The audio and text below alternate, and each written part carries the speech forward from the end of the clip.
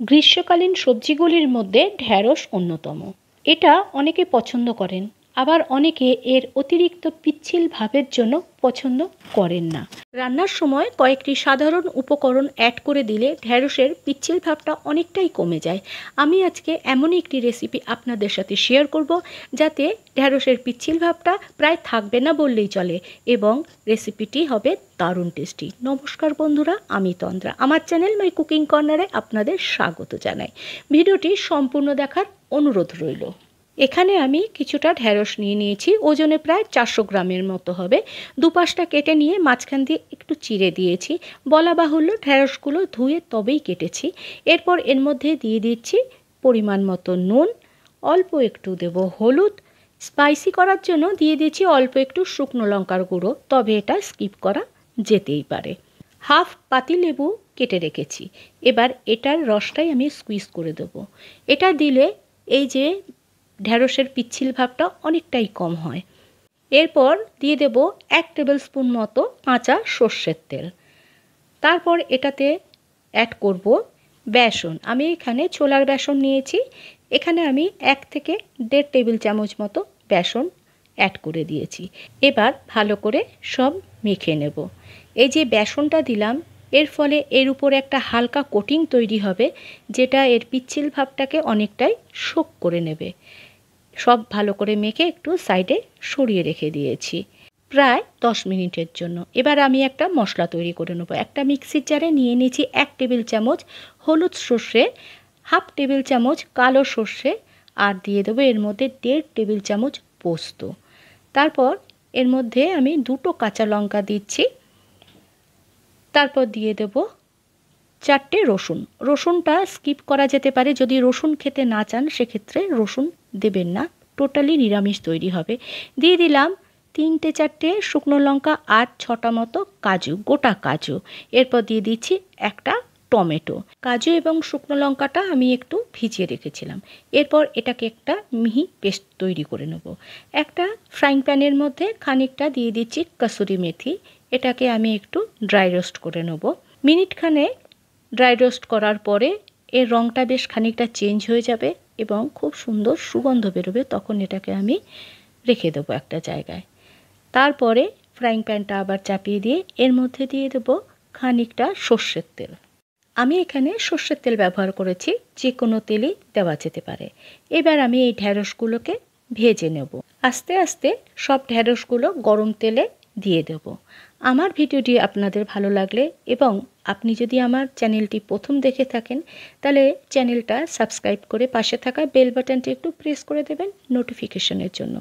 নতুন পুরনো সকল বন্ধুদের কাছে অনুরোধ রইল ভিডিওটি একটু লাইক, শেয়ার এবং একটা কমেন্ট করে একটু পাশে থাকার, একটু সাপোর্ট করার।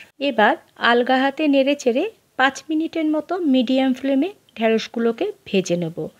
এর ফলে উপরে কোটিংটা উঠে চলে যাবে, মানে বেসনের যে আমি একটা কোটিং লাগিয়েছি সেটা উঠে চলে যাবে এবং ঢ্যাঁড়সের পিচ্ছিল ভাবটাও অনেকটা কমে যাবে।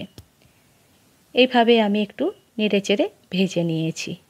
দেখলে বোঝা যাচ্ছে যে এর মধ্যে পিচ্ছিল ভাবটা প্রায় নেই বললেই চলে। এবার এটাকে আমি নাবিয়ে রেখে দেব। আবার ফ্রাইং প্যানটা চাপিয়ে দিলাম গ্যাসে। তার মধ্যে দিয়ে দিচ্ছি খানিকটা সর্ষের তেল। তারপর এর মধ্যে দিয়ে দেব ফোড়নের জন্য খানিকটা কালো জিরে। সুগন্ধ বেরোলে এবার মশলাটা দেব, যে মশলাটা আমি পেস্ট করে রেখেছিলাম। এখানে অনেকটাই মশলা আছে, আমি পুরো মশলাটা এখানে দেব না। 2 থেকে 3 টেবিল চামচ মতো মশলা আমি রেখে দেব অন্য কোনো রেসিপির জন্য, অন্য কোনো সময় আমি এটা ব্যবহার করব। দিয়ে দিলাম পরিমাণ মতো নুন আর অল্প একটু হলুদ। তারপর মশলাটাকে হালকা করে ভেজে নেব। খানিকক্ষণ ভাজার পর এর মধ্যে এবার আমি দিয়ে দেব টক দই। খুব বেশি দেব না, অল্প একটু দেব, 2 টেবিল চামচ মতো। দইটা দেওয়ার সময় গ্যাসের ফ্লেমটা একদম লো করে দিতে হবে এবং অনবরত নাড়তে হবে। এখানে আমি দইটা আগে থেকে ফেটিয়ে রাখিনি, ডাইরেক্ট দিয়ে দিয়েছি, তাই একটুখানি ভালো করে নেড়ে চেড়ে মিশিয়ে দিচ্ছি যাতে কোনো লাম্পস না থাকে এবং দইটা কেটে না যায়। ভালো করে নেড়ে চেড়ে মশলাটা একটু ভেজে নেব। তারপর এর মধ্যে অ্যাড করে দেবো অল্প একটু জল। আমি মিক্সির জারটা ধুয়ে অল্প একটু জল অ্যাড করেছি। তারপরে আবার সব নেড়েচেড়ে মিশিয়ে দেব। এবার দিয়ে দিচ্ছি ঢ্যাঁড়সগুলো। ঢ্যাঁড়সগুলো দেখেই বোঝা যাচ্ছে যে উপরের কোটিংটা টোটালি চলে গেছে। এবার ভালো করে নেড়ে চেড়ে সব মিশিয়ে দিচ্ছি। আমি এখানে বেসনের কোটিং দিয়েছি, কেউ এখানে ময়দার কোটিংও দিতে পারেন, কাজটা কিন্তু একই হবে। আমি এখানে শুকনো লঙ্কা আর কাঁচা লঙ্কা দুটোই ব্যবহার করেছি। শুধুমাত্র কাঁচা লঙ্কা দিয়েও এই রান্নাটা অনায়াসে করা যায়।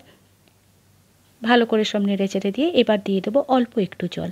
যে পাত্রটাতে আমি ঢ্যাঁড়সগুলো ম্যারিনেট করে রেখেছিলাম সেটাই ধুয়ে অল্প একটু জল এর মধ্যে অ্যাড করে দিলাম এবং চাপা দিয়ে দিলাম। গ্যাসের ফ্লেমটা এখানে একদম লো থাকবে। 3 থেকে 4 মিনিট পর চাপাটা খুলে একটু দেখে নিচ্ছি। ঢ্যাঁড়সটা আগে থেকে ভাজা ছিল এবং ঢ্যাঁড়স সেদ্ধ হতে খুব বেশি টাইম লাগে না, সুতরাং 3 থেকে 4 মিনিট এনাফ এই রান্নাটার জন্য। ভালো করে সব আবার নেড়ে চেড়ে মিশিয়ে দিচ্ছি। এখানে এক্সট্রা ফ্লেভারের জন্য আমি 4 কোয়া রসুন দিয়েছি। রসুনটা না দিয়ে টোটালি নিরামিষ রান্না করলেও কিন্তু এটা খেতে দারুণ লাগবে। আমি একটু কাছ থেকে দেখাচ্ছি, দেখতে খুবই সুন্দর হয়েছে। এবার উপর থেকে দিয়ে দিচ্ছি ড্রাই রোস্ট করে রাখা কসুরি মেথি। এই কসুরি মেথির ফ্লেভারটা এই রেসিপির সাথে খুব ভালো যায়। তারপরে আবার একটু নেড়ে চেড়ে মিশিয়ে দিচ্ছি।